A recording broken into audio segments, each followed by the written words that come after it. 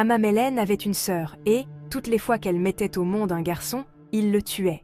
Les choses se passèrent ainsi jusqu'à ce qu'un jour, ayant accouché en même temps que sa servante, la sœur d'Amamélène lui donna son fils et prit avec elle l'enfant de cette dernière. Amamélène vint, saisit cet enfant et le tua.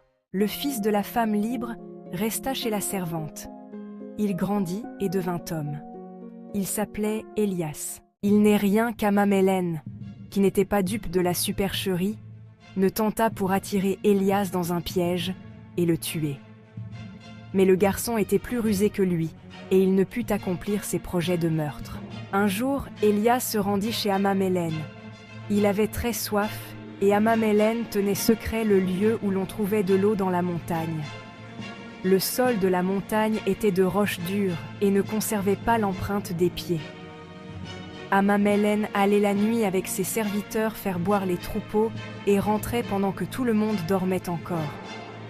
Élias prit alors les souliers des serviteurs et les enduisit de graisse. Le lendemain, il suivit leurs traces. Là où les souliers avaient touché le rocher, ils avaient laissé de la graisse. Le garçon put ainsi arriver jusqu'à l'eau. Amamélène l'avait vu et le suivait.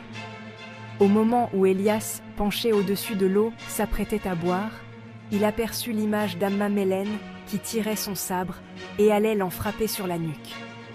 Il eut juste le temps de s'élancer et de s'enfuir de l'autre côté. Un autre jour, Amamélène marcha jusqu'à une vallée et, avec des pattes d'animaux morts, il y fit des traces de chamelles, de chèvres, de brebis et d'ânes. Il y mit aussi 3 vieux chameaux, l'un borgne, l'autre galeux et le troisième ayant la queue coupée. Il rentra chez lui et, le lendemain, il proposa à Élias, en échange de sa tranquillité, « Va visiter cette vallée au loin, tu nous diras ce qu'il s'y trouve. » Élias se rendit dans la vallée et, lorsqu'il fut de retour, Amamélène lui demanda « Eh bien, as-tu visité cette vallée ?»« Oui, » répondit Élias, « je l'ai visitée. » « Et que s'y trouve-t-il? Le pays te plaît-il, oui ou non ?»« Il me plaît. Seulement il y a des traces d'animaux morts et 3 vieux chameaux dont l'un est borgne, l'autre galeux et le troisième a la queue coupée. Comment distingues-tu la trace d'un animal vivant d'un animal mort? La trace d'un animal vivant revient sur elle-même, tandis que celle d'un animal mort ne revient pas. À quoi reconnais-tu qu'un vieux chameau est borgne ou qu'il a ses 2 yeux? Le chameau borgne mange toujours les arbres du côté de son bon œil. Et le chameau galeux? On reconnaît un chameau galeux parce qu'il se gratte à tous les arbres qu'il rencontre.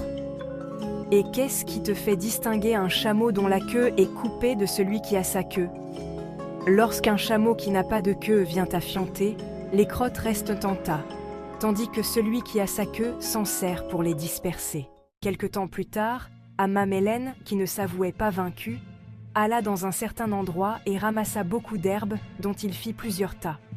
Il revint et dit à Élias, « Demain, tu iras à tel endroit et tu rapporteras l'herbe que j'y ai mise en tas. » Le lendemain, Amamélène prit les devants et se blottit dans un tas d'herbes, attendant Élias pour le tuer. Celui-ci vint et rassembla toute l'herbe, excepté un tas dont il ne voulut pas s'approcher. Ses compagnons l'interrogèrent. « Tu as rassemblé tous les tas d'herbes, pourquoi laisses-tu celui-là ?»« Celui-là respire, dit Élias. Les autres ne respirent pas. » En entendant cela, Amamélène se leva précipitamment, saisit son javelot et le lança contre Élias qu'il manqua. Il s'écria alors, « Va, je m'incline devant toi, fils de ma sœur, que ma sœur a enfanté et qu'elle a fait enfanter à sa servante. » Et, depuis ce jour, Élias peut vivre près de sa mère en toute tranquillité.